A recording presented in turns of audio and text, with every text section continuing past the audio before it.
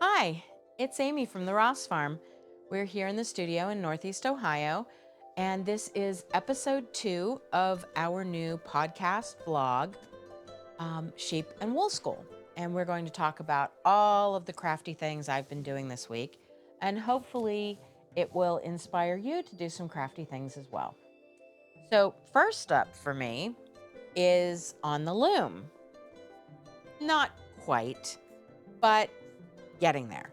So this week I excavated my loom, which is, everybody knows, the first step in getting ready to weave. Clear all the stuff off the loom that has been there because you're not using it currently. So I moved all the fabric and the yarn and the tablecloths and all of the stuff that needs to go upstairs. I kind of feel like looms, when they're not in use, are a lot like exercise equipment when it's not in use. It just kind of becomes a catch-all. So I took the first step to weaving in 2025, which is clear all the stuff off the loom. So my goal, it's good to have goals. My goal is to get it warped by the end of the month. So that's another 2 weeks. It could happen. If not, we'll make a new goal. But I feel good just being able to see it right now in the studio. So that's the first segment. Next up is on the wheel, which I'm pretty excited about. So you may remember from last week that at the Highland Festival in Greensburg in September, I ran into a new friend who had a bag of washed Gotland with her and asked me if I could spin it. And you know you're going to be friends when somebody walks in with a big bag of luscious Gotland locks and asks you to spin it. So I was spinning this on my shacked reeves, and this hasn't been wet blocked or anything. I literally just took it off the wheel today and skeined it up so that I could show it to you. But this is a 2-ply, probably about a worsted weight, and maybe DK. And it is really squishy, very shiny, and much softer than I thought it was going to be. Sort of excited about this. So I'm going to wet finish it tomorrow and then send it to her in Altoona. And your yarn's on the way. So that's the Gotland I was working on. Now, the next thing up on the wheel is something I'm calling my treasure box. I reorganized all of my stash this week, and I found some lovely things that are going to get spun up next. This is some Cheviot from Into the Whirled, and it is called the Upside Down. That's the colorway. It's kind of olive and purple, which is kind of my jam. And then with it is a braid of Gotland from Into the World, and it's called Mildly Amusing, and it's a little bit darker, purples and greens, very similar but different.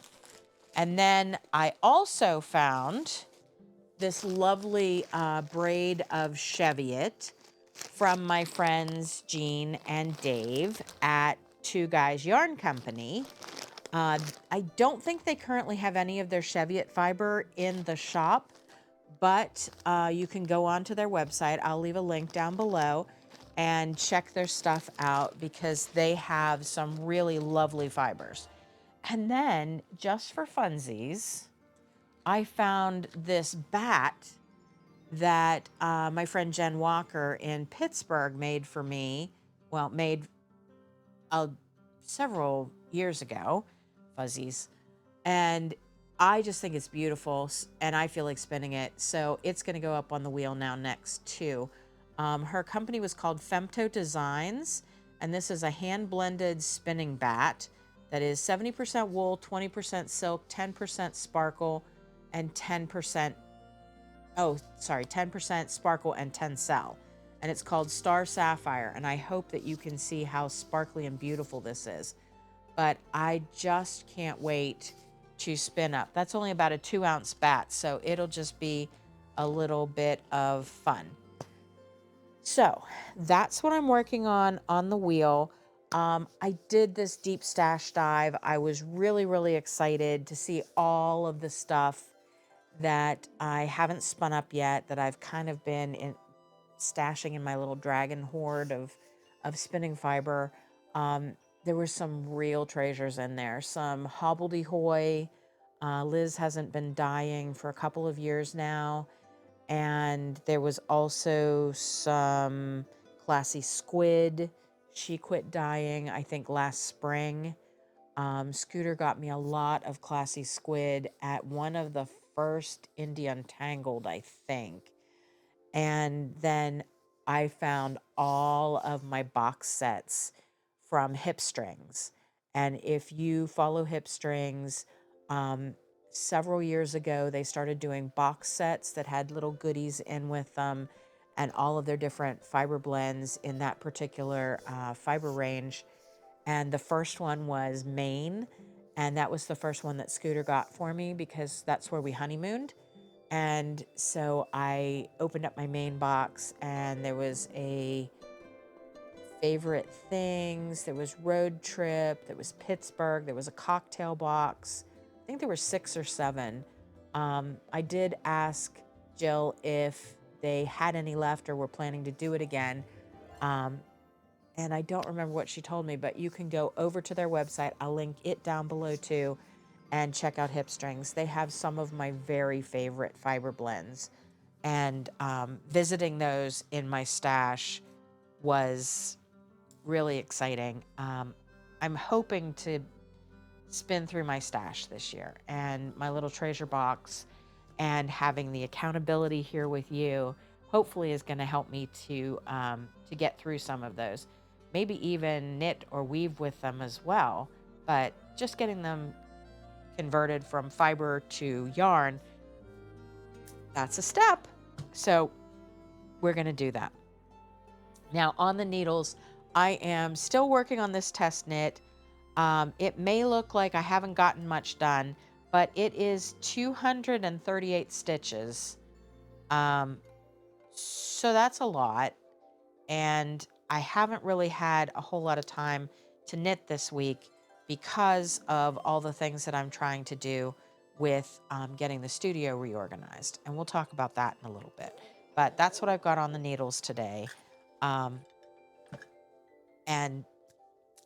got to get through the test knit. Now, I'm also knitting some on a couple of other things, but we'll talk about those in a minute. So I have a question for you. I've been thinking maybe I would show a couple of techniques that I use, whether it's sewing or spinning or knitting, maybe even weaving. And I wondered if you had any interest in seeing some new techniques. I do a binding technique when I'm doing my quilts that I think is pretty interesting. I do some interesting joins and some interesting ways of weaving in my ends as I'm knitting, rather than waiting until they're all, at the end of the project. So I was just wondering if anybody would have any interest in seeing a little technique video, whether it's as part of this or whether it's a YouTube short or just a separate video altogether.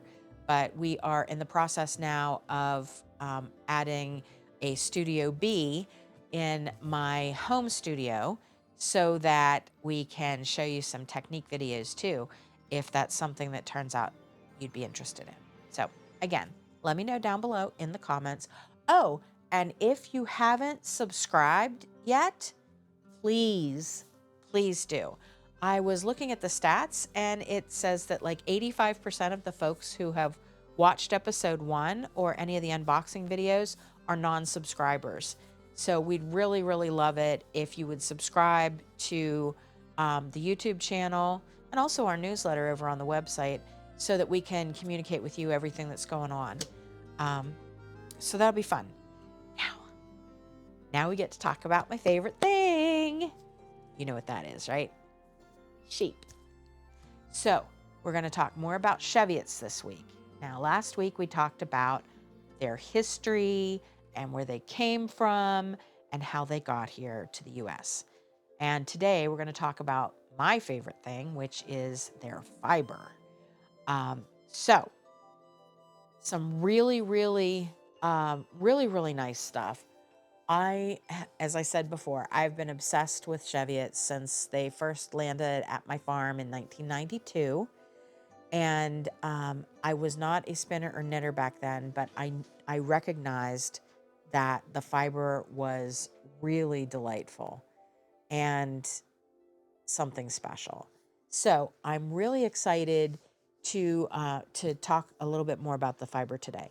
So it is a solidly medium fiber. Some of it can be a little bit on the finer side, but it's mostly 27 to 33 microns, which, the merino's down in the upper teens and low 20s. So 27 to 33 is really medium. It grows about 3 to 5 inches long, although I did have a fleece that my friend Melinda, Bossmere Shearing, brought me that was 11 inches. We're going to show a little photo of that, but oh my heavens, it was so long and so delightful.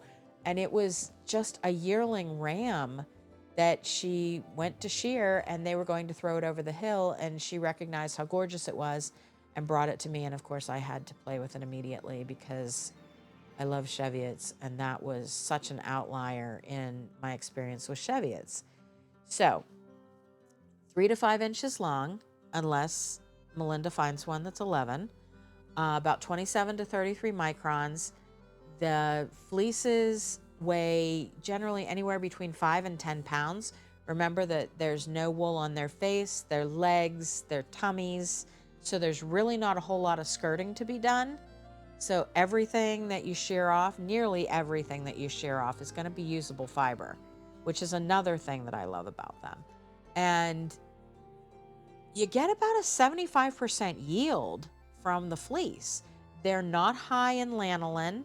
They're actually a really great fleece to start with as your first fleece for processing by hand, because there's not a whole lot of lanolin to wash out, and they have a very forgiving staple, and we'll talk about that again in a minute. It's a decent size fleece. It's 3 to 5 inches, so it can comb or be carded, and it's just going to be a really hard wearing yarn. It's really difficult to felt it, so if you accidentally screw up with the scouring process, it's probably not going to hurt it. This is one of those breeds that I've actually washed it, spun it, knit it up, and then washed a swatch in the washing machine and thrown it in the dryer, and had extremely minimal shrinkage. This is not something that's going to, do the proverbial shrunken sweater, that everybody talks about with wool, where, you have a human-sized sweater and then you accidentally throw it in the dryer and it's this big. That's not going to happen to you with Cheviot. Because, and this is what I alluded to earlier, Cheviots have this helical lock structure where, if you can picture all of the other, like merino, Corriedale, Romney, all of those sort of things, they have more of the crinkle cut French fry kind of lock structure. Cheviots have a helical lock structure, and it's very disorganized. So it's more difficult for that to accidentally felt, because it's kind of all over the place, where the other ones are like all lined up and pretty, and they just want to stick all together and felt really nicely. Cheviot's like, oh no, this is not happening. We're just going to be random. So that's why it's really great for socks, for mitts, for all kinds of outerwear that's going to see a lot of hard use. Drew's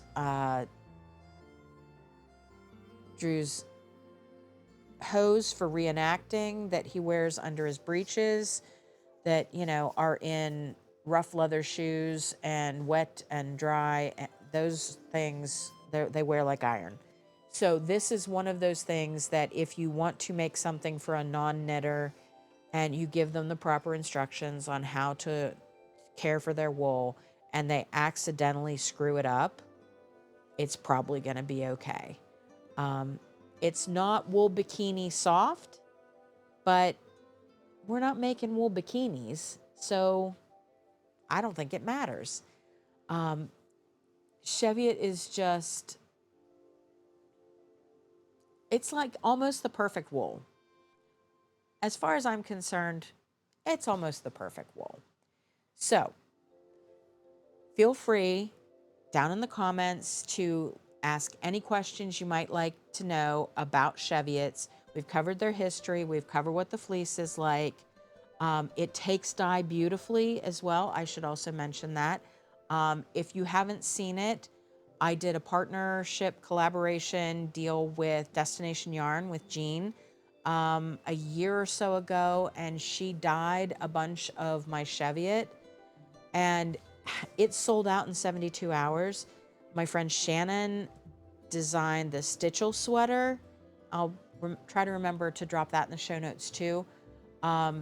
It was this beautiful design that she did in the Cheviot yarn, and it was inspired by the town that her great-grandmother came from in Scotland, because it's Scottish wool. And then the colorways that Jean did were also Scotland inspired. So it was just an absolute beautiful collaboration. And like I said, it sold out in 72 hours, and we did like 350 skeins, and mostly in the sweater sets. So I'm really, really excited to share with you the Cheviot fleece, because it like I said, it's nearly the perfect fleece. So I am rewarding myself with my Finish It or Frog It Carbeth project that we looked at last week. I have the sleeves now back with the sweater. Everybody's living together in the same big bag, and I'm really excited to be working on that, but I'm using it as a treat for myself. So after I finish doing some of my reorganizational projects in the studio space, then I get to go and knit on my Carbeth. So it motivates me to do a little bit more so I can knit a little bit longer. I'm really big into setting a timer, and like I get to knit for 15 minutes and then I go clean for 30 minutes and then I knit for 15 minutes. And it gets me moving around and using different muscle groups so I don't get so tired so fast. But also in the studio, I'm using loosely following Karen Brown of Just Get It Done Quilts. She does a declutter challenge for 21 days at the beginning of December. And if you haven't been watching those videos, I'll try to remember to link down below. But it has really helped me, because each day you just spend a few minutes focusing on one particular thing, like maybe all of your cutting equipment, or, for knitters, maybe you get your patterns in order, which is what I did today. Today I organized all of my knitting, quilting, sewing. All of my patterns are now in page protectors, in binders on the shelf, rather than in heaps, piles, and stacks wherever they landed. So now when I want to start a new project, I can just go to the binders. And if it's one of the patterns that was given to me as a kit with a skein, and didn't end up with the skein, I know that it's in that binder. And as I finish a project, just like I put my scraps into my scrap bin, I put my pattern into a page protector in the binder so that they're all together. And if I need to make another one, or if somebody asks me about the pattern, I can go and reference it. Most everything is stored, as far as knitting goes, on Ravelry, but there's not really anything like that for sewing, quilting, those sort of things. So this binder system is really working for me, and that's what I'm focusing on today. So that's one of my goals for 2025. Now, speaking of the studio, I have been doing a little bit of sewing this week too. And I am really, really trying to get through all of the UFOs this year.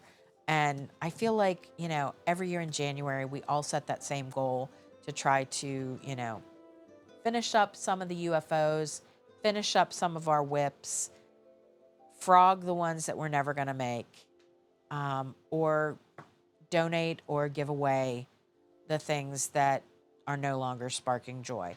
I'm not a Marie Kondo kind of girl, but things do continue to spark joy or just sort of fizzle.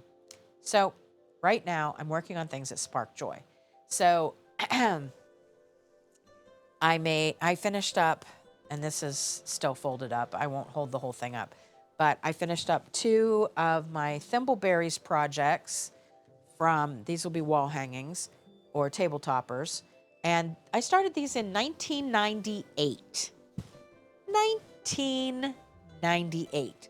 Let that sink in. Yeah. So I finished those 2, and then these will go out now and get quilted, and then I'll put the binding on them, and they'll either be table toppers or wall hangings. But these 2 got finished as well. These just needed the binding on them. I had already pieced them. They had been sent out to be quilted, and I added the binding around the outside. This is one of those things that if you wanted to see a technique video on how I do my bindings, I would be happy to do that. But these get a pillow in the back, and they're supposed to be bench pillows. But like I said before, the bench still lives at the farm. So they will be kind of decorative pillows on my guest room bed. So those are done, and I'm really excited about that. So 2 of them will go to Deb at Polka Dot Pincushion to get quilted. 2 of them will go into my stash of seasonal pillow covers. And this is my most exciting thing. So I am not letting myself put the Christmas tree away until I can get a picture of this completed and under the tree. So if you remember the picture from last week, it was a pile of nonsense. So I got all of the piecing done. This is called log cabin. So it starts with the diamond in the center. This is something I could do a little technique video on as well. And then you keep adding pieces and building your log cabin until you get to the end. Most log cabins are square, but this is done as a diamond, and 6 of the diamonds are put together to become a table skirt. And you see I cut a circle in the center for the tree to go into it. So this still needs to have the backside, the join finished so that it's not ugly on the back. And then it has to have the binding put all the way around like I did on this one. And then it will also be a finished object for 2025. I also have to cut a zillion threads. So that's one of the other things that I'm sewing on right now, and very excited to be finishing that up. I've gotten a lot done this week, a ton. Doesn't look like it, but this really took a long time because I had to cut everything as I went, because since it's not square, there's a lot of trying to make sure that it is staying true. The only thing left that I want to talk to you about was some new and noteworthy things. I have some yarns coming back from the mill at the end of February, and I'm getting really excited for that because those will go with me on the road when we take off for the first show in March. And we have gotten the dye studio all set up here at the office and warehouse, and we will be starting to dye yarns for the spring shows here in the next 2 weeks. And we are going to start with Cheviot, Montedale, Border Leicester, and targy. Those will be the 4 yarns that we are dyeing first. I may throw some Leicester Longwool in there too, just depends. I don't want to bite off more than I can chew right now, but we're going to start with a small capsule collection of 5 shades and those 4 or 5 breeds, and we'll keep moving from there. And I'm really excited to get started dyeing. I never intended to be an indie dyer. That was never what I wanted to do. But I'm really starting to embrace it. I really love it. I'm also working on a wholesale line, and our first flagship store is in talks to launch here in the next month or so.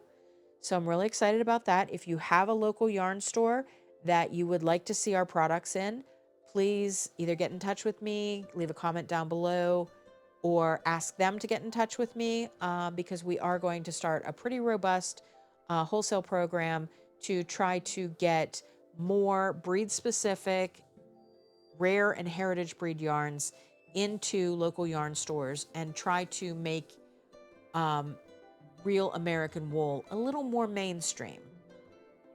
It's a goal, right? It's a goal. The other thing that I wanted to talk about real quickly is that I have been following this. I filled out one of these sheets.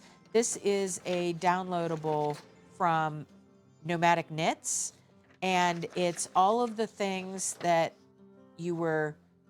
one column is looking back on 2024, and it has I'm grateful for, I'm proud of, I learned, and I made, which I love. And then looking forward to 2025, I'm looking forward to this year I'll focus on, for me, it's organization. I want to learn, I'd like to make. And then it has a quote down at the bottom, you are never too old to set another goal or dream another dream. And it's a C.S. Lewis quote. And that's why I keep coming back to it's a goal, because I respond very positively to list making and goal setting. And so if I have a goal, I try to reach it. So this year, I'm going to try to remember that I'm never too old to set another goal or to dream another dream. And then it has a space for your own inspirational words for 2025, which there's nothing about me that's very inspirational, but I'll try to come up with something. One of our other segments that we intend to include in the podcast is called In Season. I love eating locally. I love canning and preserving and working with the things that are in season. As we move through the year, there will be lots of things in season. Right now, what's in season is temperatures in the teens, gray skies, snow, and blah. So I'm going to say that right now in season is comfort food. And this week I have made an old-fashioned pot roast with potatoes and carrots and onions in my mother's Le Creuset pot that she has used since I was a very little girl. It is that god-awful flame orange that was popular in the 70s when she bought it. Probably the last time Le Creuset was affordable. It was probably even still expensive then. Like I'm legit thinking about going to Paris to visit Franklin just to see if I can get some Le Creuset at a flea market. It's almost worth the ticket, you know? So I've been cooking that. I made some Rice Krispie treats because, one of the things I really love to do is cooking with some vintage recipes. And Rice Krispie treats is kind of our childhood. We both have very fond memories of having Rice Krispie treats after school or on weekends or at our camp in the mountains where my aunt and uncle had a place and his grandparents had a place. And it's just such a lovely gluten-free little treat for us. So I've been making that as well. Tonight, we're going to have pork tenderloin. I'm going to make meatloaf one night this week. It's just all about the comfort foods right now for us. And my meatloaf recipe is killer. I have to tell you that. My meatloaf recipe is absolutely killer. And so is my ham loaf. So it is all comfort foods all the time right now. I almost made baked apples this evening, but I wasn't quite sure if my Honey Crisps would hold up to the oven. So I have to kind of do a little bit of research on that. Usually I was using something a little bit firmer, not quite as sweet. So I'm going to check that out. I'll report back. Um, I might even bake some bread this weekend. I'm kind of getting into that frame of mind right now too. So I'm going to say what's in season right now is comfort food. So we're almost at the end of our time together today. And I hope that something that I've said to you today has really resonated with you. I'm really excited to be doing this. I'm really excited to be talking about sheep. I'm really excited to be working in my studio again. Last year was pretty rough, and I'm just glad to be back at it. So, next up is the Rust Belt Fiber Shed Symposium, which is this coming Saturday, the 25th, January 25th. I think it's 10 to 5, but it's on their website. The Rust Belt Fiber Shed is everything within, I think, 150 miles of Cleveland. So I'm in the fiber shed, the farm's in the fiber shed, lots of other things are in the fiber shed. And the two ladies who run it are delightful. And I'm going to be vending at the fiber shed. And I believe that Boss Mare is going to be there talking about fleeces. And I think the kid will be making an appearance and talking about raising our sheep if he's not lambing, because it's supposed to be really, really cold the next couple of days, which seems to be when everybody decides to pop out a couple of munchkins. It's just the way farming works. If it's really, really cold, or if it's sucking mud with ice on top, now's the time to have a baby. So hopefully he'll be with me too.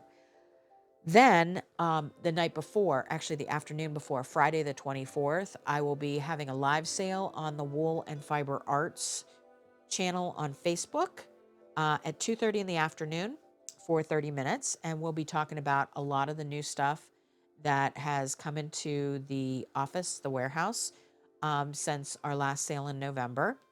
And then after that is the Nash Yarn Fest on March the 15th. I hear Arnie and Carlos are going to be there. I hear they're already sold out. So I'm hoping that you will come and join me at Nash Yarn Fest. And maybe after we're done vending for the day, we can go get some peg leg porker, because you know I'm all about the barbecue, and that's my favorite. And then nothing in April so far. And in May, we will have Maryland Sheep and Wool. Yay! I love Maryland Sheep and Wool. It's my favorite. And then I'm coming back to Great Lakes Fiber Festival. I'm really excited about that because that was something that Scooter and I did every year. And we took 2019 off to go have his 50th birthday party at Disney with his friend Darwin.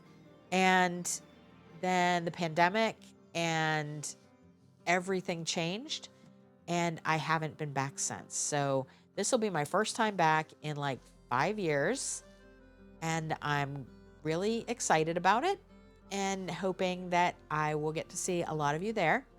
And you can tell me all the things that you want to see in the podcast and all of the breeds that you want me to talk about. So I'm really excited to be getting back out on the road, to be coming out and seeing all of you, to be working on the projects, to be getting things on the loom, more things spun out of stash, and finish the test knit, finish the Carbeth, get into some more finisher frogget, and I'm really, really excited. I'm enjoying this so much. So please like the video, subscribe to the channel, hop on over to Facebook or Instagram, follow us over there. We announce a lot of things there. We post a lot of photos. And also, please drop a comment down below what you'd love to see in the video, what breeds you'd like to see next month, because we only have, I think, 2 more weeks left of, actually maybe 1 more week left of January. And then I think February 1st is a Saturday this year. So that means we will have 1 more episode on Cheviots. And don't forget our make along. And I just can't wait to see what we decide to do in February. And maybe it'll be your favorite breed. So I'm starting to ramble and I got to get back to the studio. There's a lot of work to do here and a lot of things that I need to finish before we talk next week. So until then, enjoy all the cold, cold weather and find yourself something to knit or spin or sew. And we'll see you next week.